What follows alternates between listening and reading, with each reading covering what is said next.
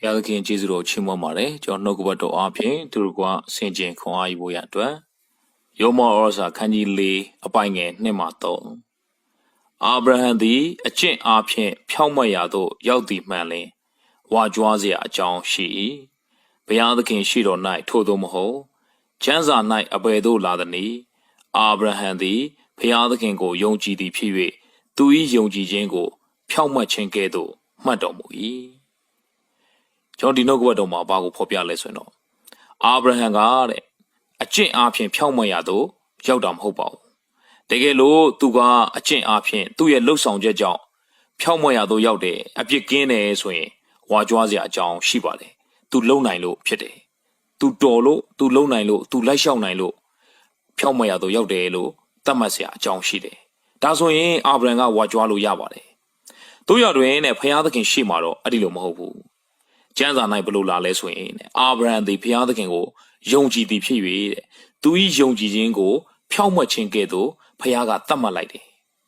အာဗြဟံကဘုရားသခင်ကိုယုံတဲ့အတွက်ကြောင့်ဘုရားသခင်ကအဲ့ဒီယုံကြည်ခြင်းပေါ်မှာအာဗြဟံကိုဖြောင့်မတ်တယ်လို့သတ်မှတ်လိုက်တာဖြစ်ပါတယ်အာဗြဟံရဲ့အကျင့်ပေါ်မှာအာဗြဟံရဲ့လှုပ်ဆောင်မှုပေါ်မှာဖြောင့်မတ်တယ်အပြစ်ကင်းတယ်လို့ဘုရားကသတ်မှတ်တာမျိုးမဟုတ်ပါဘူးသူ့ရဲ့ယုံကြည်ခြင်းပေါ်မှာအာဗြဟံကိုဖြောင့်မတ်တယ်လို့သတ်မှတ်ရခြင်းဖြစ်ပါတယ်ဒါကြောင့်မို့ကျွန်တော်တို့ရဲ့အသက်တာမှာလည်းကျွန်တော်တို့ရဲ့လှုပ်ဆောင်ချက်ကြောင့်ဘုရားသခင်ကဖြောင့်မတ်တယ်လို့သတ်မှတ်တာမဟုတ်ပါဘူးသင်ကျမ်းစာဖတ်နိုင်လို့သင်ဆုတောင်းနိုင်လို့သင်အလှငွေထည့်နိုင်လို့သင်ကောင်းတဲ့အကျင့်တွေကိုကျင့်နိုင်လို့ဘုရားကသင်ကိုဖြောင့်မတ်တယ်အပြစ်ကင်းတယ်လို့သတ်မှတ်တာမျိုးမဟုတ်ပါဘူးကျွန်တော်အပြစ်တို့အသေးခံပေးတယ်လက်ဝါးကတိုင်းမှာကျွန်တော်အပြစ်ကိုစားအသေးခံပေးသွားတဲ့သခင်ယေရှု၃ရက်မြောက်တဲ့နေ့မှာအဲ့ဒီအပြစ်တရားကိုအောင်မြင်ပြီးတော့သိခြင်းကိုအောင်မြင်ပြီးတော့ရှင်ပြန်ထမြောက်တဲ့သခင်ယေရှုကိုယုံကြည်ခြင်းအပြင်ကျွန်တော်ကိုဖြောင့်မတ်တယ်လို့ဘုရားကသတ်မှတ်ခြင်းဖြစ်ပါတယ်ကျွန်တော်တို့ကသခင်ယေရှုကိုယုံလိုက်တဲ့အခါမှာအဲ့ဒီယုံကြည်ခြင်းပေါ်မှာကျွန်တော်တို့ကိုဖြောင့်မတ်တော်သူကဲ့သို့ဘုရားကသတ်မှတ်လိုက်ခြင်းပဲဖြစ်ပါတယ်ဒါကြောင့်မို့ဒီကျမ်းစာကိုကြည့်တဲ့အခါမှာအာဗြဟံဖြောင့်မတ်တယ်ဆိုတာကယုံကြည်ခြင်းကြောင့်ဖြစ်တယ်ကျွန်တော်တို့လည်းဘုရားသခင်ရှေ့မှာဖြောင့်မတ်တယ်ဆိုတာကယုံကြည်ခြင်းကြောင့်ပဲဖြစ်ပါတယ်တို့ရတွင်ရှင်ယာကုပ်ဩဝါဒစာခန်းကြီး2အပိုင်ငယ်21ကိုကြည့်တဲ့အခါမှာငါတို့အဖအာဗြဟံသည်မိမိသားဣဇက်ကိုရစ်ပလင်ပေါ်မှာတင်လူပူဇော်သောအခါအကျင့်အပြင်ဖြောင့်မတ်ရာသို့ရောက်သည်မဟုတ်လောဒီနှုတ်ကပတ်တော်ကိုကြည့်တဲ့အခါမှာရှင်ယာကုပ်ကြီးကအာဗြဟံဖြောင့်မတ်ရာသို့ရောက်တယ်ဆိုတာကအကျင့်အပြင်ဖြောင့်မတ်ရာသို့ရောက်တယ်လို့ဖော်ပြထားပါတယ်ဒါဆိုရင်ယောမဩရစာမှာတမန်တော်ရှင်ဘောလူဖော်ပြတာကြတော့အာဗြဟံဖြောင့်မတ်ရာသို့ရောက်တယ်ဆိုတာအကျင့်ကြောင့်မဟုတ်ဘူးယုံကြည်ခြင်းကြောင့်ဖြစ်တယ်သူ့ရဲ့ယုံကြည်ခြင်းပေါ်မှာဘုရားသခင်ကဖြောင့်မတ်တယ်လို့သတ်မှတ်တာဖြစ်တယ်ရှင်ယာကုပ်ကြတော့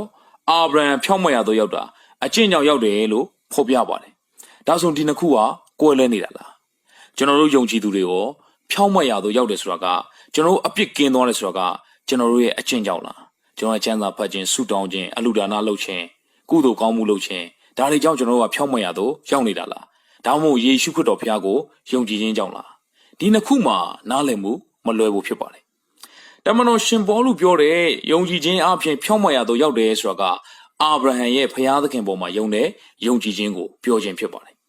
ရှင်ယာကုပ်ပြောတဲ့အကျင့်အပြင်ဖြောင့်မတ်ရာသို့ရောက်တယ်ဆိုတာကအဲ့ဒီတမန်တော်ရှင်ပေါလုပြောတဲ့ယုံကြည်ခြင်းအပြင်ဖြောင့်မတ်ရာသို့ရောက်တဲ့အာဗြဟံရဲ့ယုံကြည်ခြင်းကိုပြန်လည်ရှင်းပြခြင်းဖြစ်ပါတယ်အာဗြဟံရဲ့ယုံကြည်ခြင်းကဘယ်လိုယုံကြည်ခြင်းလဲအကျင့်ပါတဲ့ယုံကြည်ခြင်းဖြစ်တယ်ကျွန်တော်တို့ထဲမှာယုံကြည်ခြင်းလို့ပြောလိုက်တဲ့အခါမှာဗဇက်ကနေအပေါ်ယံယုံကြည်ခြင်းမျိုးကိုမဆိုလိုဘဲနဲ့တကယ်ကိုလက်တွေ့လိုက်လျှောက်မှုပါတဲ့ယုံကြည်ခြင်းမျိုးကိုတမန်တော်ရှင်ယာကုပ်ကပြန်လည်ရှင်းပြခြင်းဖြစ်ပါတယ်ဒီနှစ်ခုကမကွဲလဲပါဘူးတမန်တော်ရှင်ပေါလုပြောတဲ့ယုံကြည်ခြင်းအပြင်ဖြောင့်မတ်ရာသို့အာဗြဟံရောက်တယ်ဆိုတဲ့အကြောင်းကိုအဲ့ဒီယုံကြည်ခြင်းကဘယ်လိုယုံကြည်ခြင်းမျိုးလဲဆိုတာကိုရှင်ယာကုပ်ဩဝါဒစာမှာတမန်တော်ရှင်ယာကုပ်ကပြန်လည်ရှင်းပြထားခြင်းဖြစ်ပါတယ်ဘာကြောင့်လဲဆိုရင်ဘုရားသခင်တဆူတည်းရှိတယ်ဆိုတာကိုကျွန်တော်တို့ယုံတယ်ကောင်းပါတယ်ဒါပေမဲ့နတ်ဆိုးတွေလည်းယုံပြီးတော့ကြောက်ရွံ့တုန်လှုပ်ကြတယ်လို့ရှင်ယာကုပ်ကပြောပါတယ်ကျွန်တော်ဘုရားသခင်တဆူတည်းရှိတယ်ဆိုတာယုံတယ်နတ်ဆိုးတွေလည်းယုံတယ်ဒါပေမဲ့အိမ်နတ်ဆိုးတွေယုံတဲ့ယုံကြည်ခြင်းကဘုရားသခင်ရှိတယ်ဆိုတာကိုပဲယုံပြီးတော့အပေါ်ယံသိတဲ့ယုံကြည်ခြင်းမျိုးပဲဖြစ်တယ်ဘုရားသခင်ကိုအမှန်တကယ်နှစ်ကယုံကြည်ကိုးစားတဲ့ယုံကြည်ခြင်းမျိုးမဟုတ်ပါဘူးဒါကြောင့်မို့ရှင်ယာကုပ်ကယုံကြည်ခြင်းအစစ်မှန်ဆိုတာကနာခံလိုက်လျှောက်ခြင်းပါလာတယ်ယုံကြည်ခြင်းနဲ့အကျင့်တွေကတွဲနေတယ်အကျင့်ဆိုတဲ့နေရာမှာကျွန်တော်တို့ရဲ့ကြင့်ကြံလှုပ်ဆောင်ခြင်းထက် ယုံကြည်ခြင်းကနေထွက်ပေါ်လာတဲ့နာခံလိုက်လျှောက်ခြင်းကိုဆိုလိုခြင်းပဲဖြစ်ပါတယ်။ဒါကြောင့်မို့ရှင်ကုတ်ကြီးကဆက်ပြောတယ်။ယုံကြည်ခြင်းသည်တဲ့အကျင့်နဲ့အတူပြုပြင်၍အကျင့်အပြင်စုံလင်သည်ကိုသိမြင်ရတယ်လို့ဖော်ပြပါတယ်။ယုံကြည်ခြင်းမှာအကျင့်ကပါလာတယ်။အဲဒီလိုက်လျှောက်နာခံခြင်းအပြင်ပဲဒီယုံကြည်ခြင်းကစုံလင်တယ်ဆိုတာကိုသိမြင်နိုင်တယ်လို့ဖော်ပြပါတယ်။ရှင်ယာကုပ်ကတမန်တော်ရှင်ပေါလုပြောတဲ့အာဗြဟံကယုံကြည်ခြင်းအပြင်ဖြောင့်မတ်ရသောရောက်တယ်ဆိုတာကိုသူကမငင်းပါဘူး။ရှင်ယာကုပ်ဩဝါစာခန်းကြီး2အပိုင်းငယ်23မှာသူဆက်ပြောတယ်။အာဗြဟံသည်ဘုရားသခင်ကိုယုံကြည်သည်ဖြစ်၍သူ၏ယုံကြည်ခြင်းကိုဖြောင့်မတ်ခြင်းကဲ့သို့မှတ်တော်မူ၏ဟုသောကျမ်းစကားပြည့်စုံလေ၏လို့ဖော်ပြပါတယ်။အာဗြဟံကဘုရားသခင်ကိုယုံတဲ့အတွက်ကြောင့်သူ့ရဲ့ယုံကြည်ခြင်းပေါ်မှာဘုရားကဖြောင့်မတ်တယ်လို့သတ်မှတ်လိုက်တယ်။တို့ရတွင်အာဗြဟံရဲ့ယုံကြည်ခြင်းကအပေါ်ယံယုံကြည်ခြင်းမျိုးမဟုတ်ပါဘူး။ဗဇက်နဲ့ယုံကြည်ခြင်းမျိုးမဟုတ်ဘူး။ဘုရားသခင်ကိုအပေါ်ယံသိတဲ့ယုံကြည်ခြင်းမျိုးမဟုတ်ပါဘူး။တကယ်ကိုနှစ်က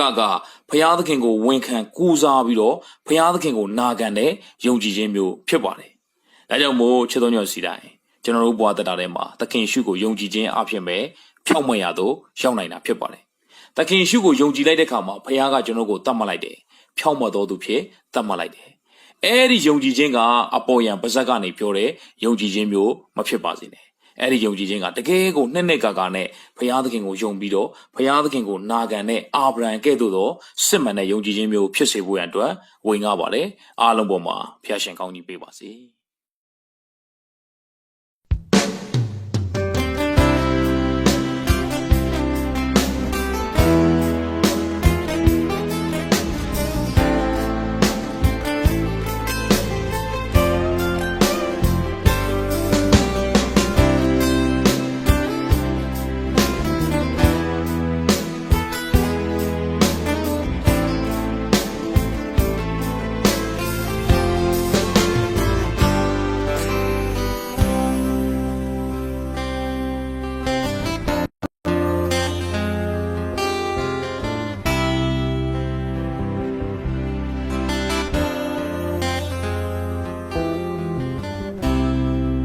ကျွန်တော်ခန္ဓာတွေနဲ့ရှိဝိညာဉ်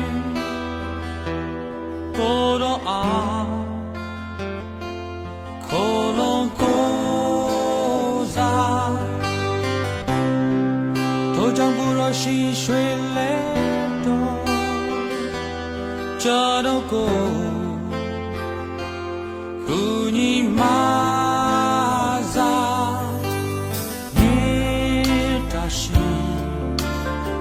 ကျွန်တော်အသက်တာလမ်းမှာဆင်လန်းပြလင်းစေပါမိုက်ဒီစင်ကြရင်တော့ရှဲတာစီနေကိုတော်ဒီကျွန်တော်အလေးယုံကြည်ပါ၏တောင်းထိန်ရှိသောမျိုးရုပ်ကဲ့သို့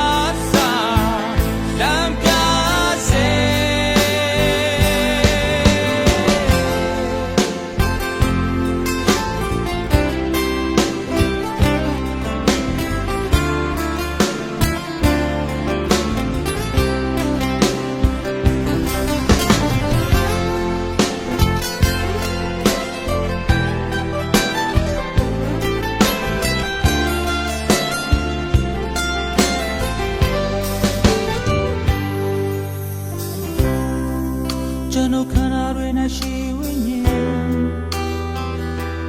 ကိုယ်တော်အားခေါ်လုံးကိုယ်စားထိုကြောင့်ကိုယ်တော်ရှိရွှေလဲတော်ကျွန်တော်ကိုကူညီမာ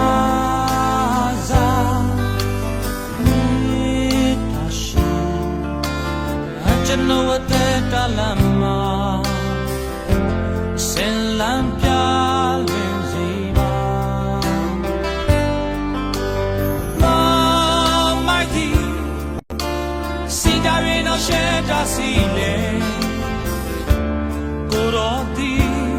eternal land ယုံကြည်ပါ၏တောင်ထိန်တဲ့ရှိသောမြို့